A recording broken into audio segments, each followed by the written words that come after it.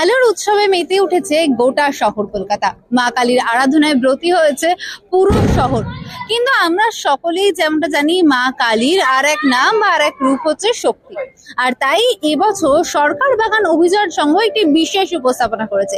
সেটা হলো এই শক্তিকেই বা মানুষের অভ্যন্তরের যে শক্তি আছে সেটাকে ছুঁয়ে দেখার চেষ্টা করেছে তারা।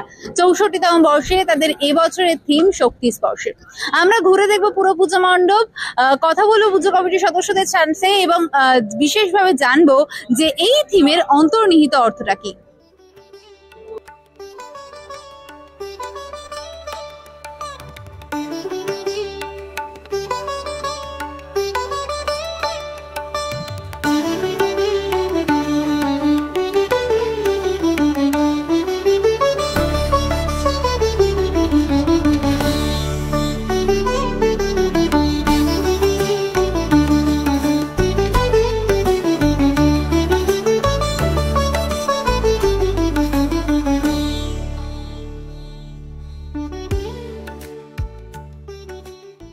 চৌষট্টিতম বর্ষে সরকার বাগান অভিযান সংঘের উপস্থাপনা শক্তি স্পর্শে।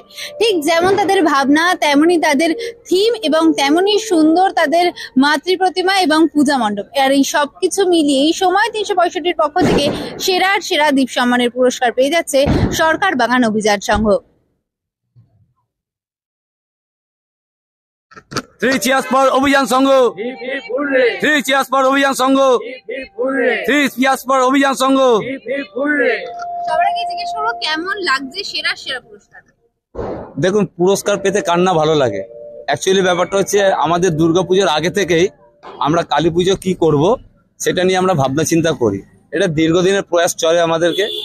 যখন দিনের শেষে এসে যখন একটা প্রাইজ আমাদের হাতে আসে তখন ডেফিনেটলি আমাদের খুবই ভালো লাগে এবং আগামী বছর আরো ভালো করার আমাদের একটা মনের মধ্যে আশা জাগে। আপনাদের এই বছরের থিম শক্তি স্পর্শে, এই থিমের অন্তর্নিহিত অর্থটা কি?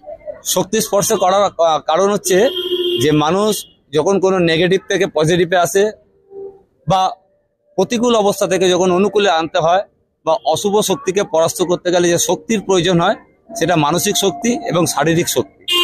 এই দুটো শক্তির দেবতাই হচ্ছে আমাদের মা কালী। তাই মা কালীর ইয়েতেই আমরা যার জন্য আমরা শক্তি স্পর্শটা এবারে আমাদের দর্শকদের উদ্দেশ্যে আমরা নিবেদন করেছি। কতদিন মতো সময় লেগেছে এই পুরো পরিকল্পনাটাকে বাস্তবায়িত করতে? এটা দেখুন, বাস্তবায়িত করতে আমরা মেন্টালি ভাবে আমরা 2 মাস 3 মাস সময় লেগেছে, কিন্তু করতে আরো মানে মাথাটা ঘামাতে আরো বেশি সময় লেগেছে, কিন্তু এটাকে রূপদান করতে মাস 2 সময় লেগেছে। দর্শকরা কেমন রিঅ্যাক্ট করছে? দর্শকরা তো বলছে একটা অভিনব প্যান্ডেল। যদিও বরাবরই অভিযান সংঘ উত্তর কলকাতার বুকে বড় পুজোগুলোর মধ্যে একটা পুজো, এই অঞ্চলে প্রত্যেকটা মানুষ আশা করে থাকে যে অভিযান সংঘ এবার কি করছে।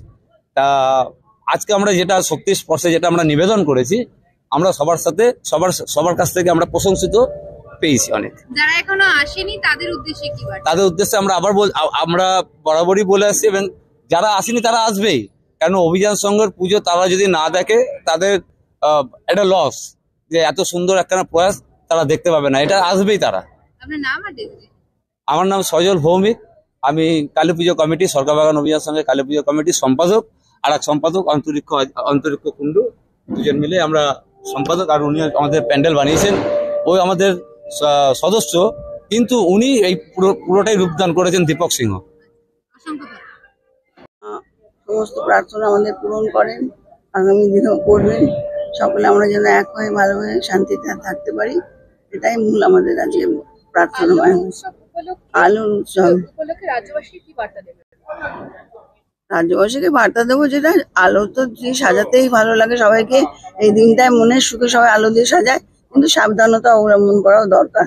সেই বাচ্চারা যেন কোথাও ইলেকট্রিসিটি বা ইলেকট্রিক মানে কিছুর মধ্যে যেন হাত না দেয়, বেশি আলোর কাছাকাছি না যায়, দূর থেকে দেখুক।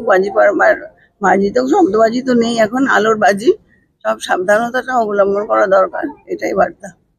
আমাদের প্রত্যেকের ভেতরেই আমরা জানি একটা অন্তর্নিহিত শক্তি আছে, আর সেই শক্তিটাকে জাগরিত করার বার্তাই দিচ্ছে সরকার বাগান অভিযান সংঘ।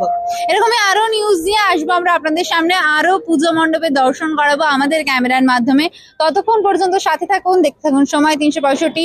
সবাইকে শুভ দীপাবলি। ক্যামেরায় সমাদৃতা মজুমদারের সাথে ঈশা ভক্তের রিপোর্ট, সময় 365 কলকাতা।